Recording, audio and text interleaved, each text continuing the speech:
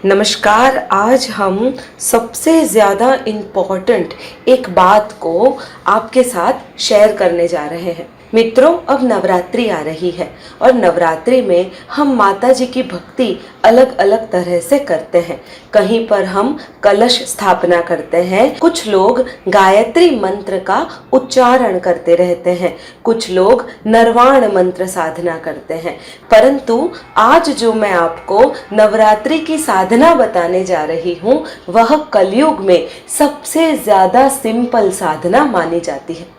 जैसे आपको पता है कि महादेव ने ऋषि और ब्रह्मा के साथ मिलकर जितने भी मंत्र थे कलयुग की शुरुआत में सभी को कीलित कर दिया था, अर्थात उसे अशुद्ध करने का श्राप दे दिया था, जिससे इन मंत्रों का कोई दुरुपयोग ना कर सके और यदि कोई करना चाहे तो भी उसे अपने आचार्य और स्वयं महादेव की परमिशन लेनी पड़े। आइए हम पहले इसके बारे में बात करते हैं। जैसे आपको पता होगा, मेडिकल इक्विपमेंट जो होते हैं ना, वो बहुत शार्प होते हैं। यदि वे इक्विपमेंट डॉक्टर के हाथ में होते हैं और वह किसी पेशेंट की शस्त्रक्रिया करता है तो पेशेंट का जीवन बच सकता है। पर यदि वही मेडिकल इक्विपमेंट किसी और व्यक्ति के हाथ में चला जाए जो इन चीज़ों को नहीं जानता है, वह इन चीज़ों से, इन औजारों से किसी के भी बुरा कर सकता है। इसी वजह से महादेव ने भी मंत्रों को कीलित कर दिया था। जो भी मंत्रों के आप उच्चारण करते हैं वे उच्चारण या तो अपूर्ण होते हैं अथवा उनको इस तरह से कीलित कर दिया है जिसका पूरा फल आपको नहीं मिलता है। तो अब प्रश्न यह खड़ा होता है कि हम कलयुग में रहकर करें तो करें क्या। जैसे आपको पता होगा, कलयुग में अपनी इच्छाओं को पूरा करने का बहुत ही आसान मार्ग है और वह है केवल भगवान का नाम लेना। इसीलिए गाया गया है, कलयुग केवल नाम आधारा, सुमिर सुमिर नर उतरहि पारा। भावार्थ इसका होता है, इस कलयुग में भगवान के नाम का ही आधार है। केवल नाम सुनने से या जपने से मानव भवसागर से पार उतर जाता है। केवल उतना ही नहीं, नाम सुमिरन करने से आपकी मनोकामनाएं भी ईश्वर पूरी करना शुरू कर देते हैं। एक और कमाल की बात है, नाम जप में किसी भी विधि, विधान, देश, काल, अवस्था की किसी भी प्रकार की बाधा नहीं लड़ती है। किसी प्रकार से, किसी भी अवस्था में, किसी भी परिस्थिति में, कैसे भी हम नाम जप कर सकते हैं और इस नाम जप से हर युग में कई सारे भक्तों का उद्धार हो गया है। आपको पता ही होगा, मथुरा वृंदावन में राधे राधे नाम अत्यधिक जपा जाता है। अगर हम यूपी बिहार जाते हैं तो राम राम बोला जाता है। यदि हम गुजरात में आते हैं तो जय श्री कृष्ण बोला जाता है। तो ये ऐसा ही है। आप दक्षिण भारत में जाएंगे, विट्ठल विट्ठल बोला जाता है। यही है जो हमें नाम की महिमा बताता है। मंत्र जाप करने का अवश्य विधान होता है। यदि मंत्र कीलित है, जैसे कि सभी हैं, तो उनका उत्कीलन मंत्र अर्थात मंत्र जागृत करने के लिए भी आचार्य की सहायता से मंत्र को उत्कीलित अर्थात जागृत करना पड़ता है। पर नाम तो अपने आप में ही जागृत होता है। एक और मंत्र जो श्रीमद् भागवत महापुराण में बताया गया है, वह भी मैं आपसे शेयर करूंगी। मंत्र है, कृते यद ध्यायतो विष्णु त्रेतायाम यजतो मखे द्वापरे परिचर्यायाम कलो त्वद्री कीर्तनात्। अर्थात सतयुग में भगवान के ध्यान से, त्रेता में यज्ञ से और द्वापर में भगवान की पूजा से जो फल मिलता था, वह सब कलयुग में भगवान के नाम कीर्तन मात्र से ही प्राप्त हो जाता है। देखा आपने, कितना सरल है कि यदि हम भगवान के केवल नाम का ही आधार ले लेते हैं तो हम इस भव सागर में तर सकते हैं। तो मित्रों, अब आप नाम की जो महानता है उससे भली भांति परिचित हो चुके होंगे।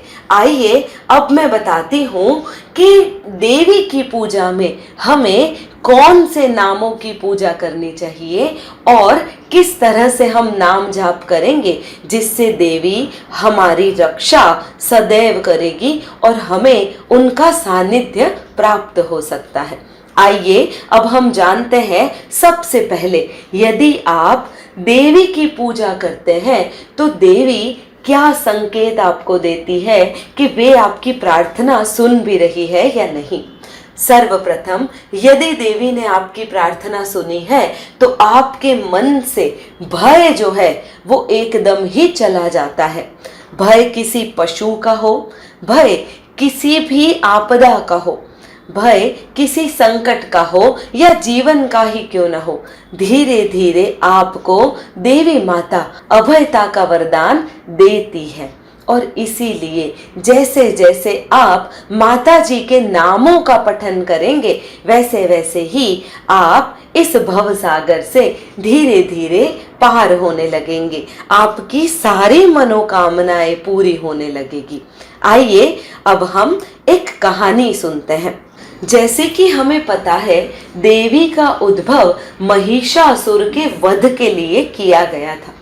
दानव महिषासुर के वध से प्रसन्न और निर्भय हो गए त्रिदेवों सहित देवताओं ने भगवती से किसी अमोघ उपाय की याचना की और कहा कि कलयुग के जो पुरुष होंगे, कलयुग के जो लोग होंगे वो बहुत ही कोमल होंगे, उनके शरीर कोमल होंगे और उनके मन इधर उधर भटक रहे होंगे। तो ऐसा तो कलयुग के व्यक्ति क्या करे जिससे आप उन पर प्रसन्न हो जाएं और उनकी कठिन से कठिन विपत्तियां भी चुटकियों में खत्म हो जाए। तब देवी ने कहा कि मैं एक गोपनीय उपाय बताती हूँ।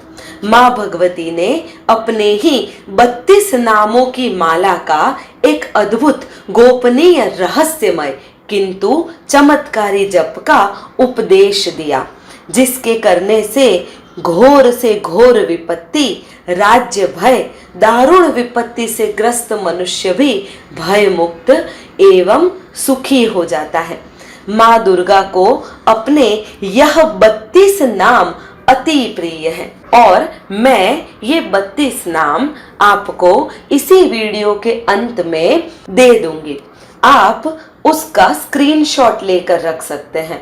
दूसरी एक बात, 32 नामावली आजकल गूगल में आप टाइप करेंगे तो भी आपको मिल जाएगी। अब हम जानते हैं कि किस तरह से हमें इन 32 नामों का जाप करना है। सबसे पहले देह शुद्धि के बाद कुश, कंबल या किसी भी आसन पर हमें बैठना है। हमारा मुख जो है वह पूर्व या उत्तर दिशा की तरफ करके हमें बैठना है।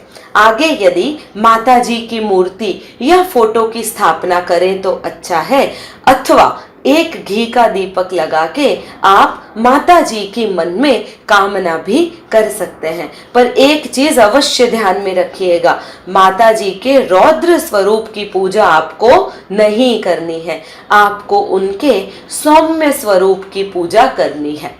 ठीक है, जो जगदम्बा का फोटो होता है वह आप रख सकते हैं जिसमें वे मुस्कुरा रही होती है।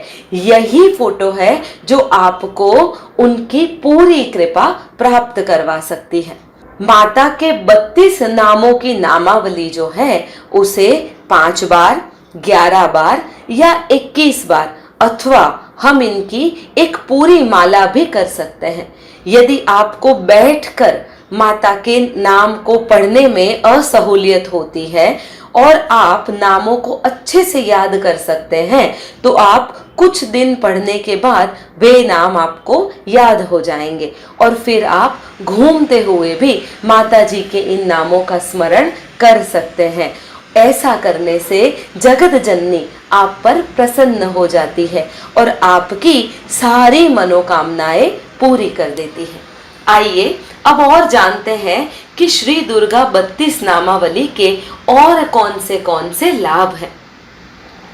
इस नाम स्तोत्र का प्रभाव अत्यधिक लाभकारक है।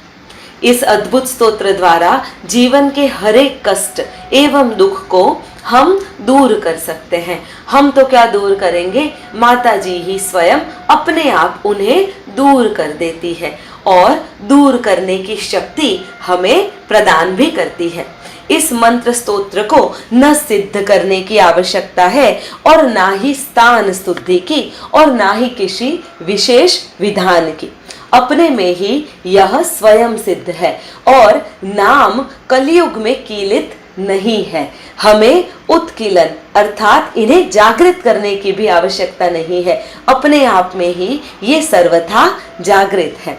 कोई अगर शत्रुओं के मध्य में फंस गया हो, भीषण अग्नि के मध्य हो, रास्ता भटक गया हो, कर्ज से निकल नहीं पा रहा हो, गंभीर रोग से यदि कोई व्यक्ति ग्रस्त हो, विष का भय हो, धन व्यापार में निरंतर जिसको हानि हो रही हो, जो मृत्यु शैया पर हो, जो किसी न किसी व्यसन से ग्रस्त हो, जो कैदी अर्थात बंदी हो, जिसके ऊपर कोई ऊपरी बाधा होती है, इन सभी समस्या वालों को दुर्गा जी के 32 नाम की नामावली का जाप करना चाहिए। इनसे ये सारे ही कष्ट दूर हो जाते हैं। आइए अब मैं आपको इन 32 नामों की नामावली देती हूँ। यह 32 नाम कुछ इस प्रकार हैं। इन्हीं 32 नामों का एक स्तोत्र भी है जो दुर्गा सप्तशती में दिया गया है। इस स्तोत्र का नाम है दुर्गा द्वा त्रीन शन्नाम माला। त्रिशन्न नाम माला अर्थात 32 नाम की नामावली। आइए हम उस स्तोत्र का पाठ करते हैं। ओम दुर्गा दुर्गातिशमनी दुर्गा पद्वी निवारिणी दुर्ग मच्छेदिनी दुर्ग साधिनी दुर्ग नाशिनी दुर्गतोद्धारिणी दुर्ग निहंत्री दुर्ग मापहा दुर्गम ज्ञानदा दुर्ग दैत्य लोकदवानला दुर्गमा दुर्गमा लोका दुर्गमात्मा स्वरूपिणी दुर्ग मार्ग प्रदा दुर्गम विद्या दुर्गमाश्रिता दुर्गम ज्ञान संस्थाना दुर्ग मध्यान भासिनी दुर्ग मोहा दुर्ग मगा दुर्गमार्थ स्वरूपिणी दुर्गमासुर संहंत्री दुर्गमायु दधारिणी दुर्गमांगी दुर्गमता दुर्गम्या दुर्गमेश्वरी दुर्ग भीमा दुर्ग भामा दुर्गर्भा दुर्गदारिणी नामावली मिमां यस्तु दुर्गाया मम मानवः पठेत् सर्व भयान मुक्तो भविष्यति न संशय। नामावली के अंतिम श्लोक का अर्थ है दुर्गा जी के इस उपाख्यान को जो सुनते हैं उन पर कोई विपत्ति भविष्य में भी नहीं आती है। तो मित्रों, आप और मैं हम सभी कलयुग के प्रथम चरण में हैं और कलयुग के प्रथम चरण में यदि हम भगवान के नामों का जाप करते हैं तो हमारे लिए ईश्वर को पाना अत्यधिक सरल हो जाता है। मुझे आशा है कि आपको मेरा वीडियो पसंद आया होगा। आप यदि मेरे वीडियो को सुनते हैं और पसंद करते हैं तो वीडियो को लाइक कीजिए, मेरे चैनल को सब्सक्राइब करके मुझे अपना सहयोग प्रदान कीजिए। माँ के आशीर्वाद हम सभी पर सदैव बने रहे, ऐसी मैं कामना करती हूँ। धन्यवाद।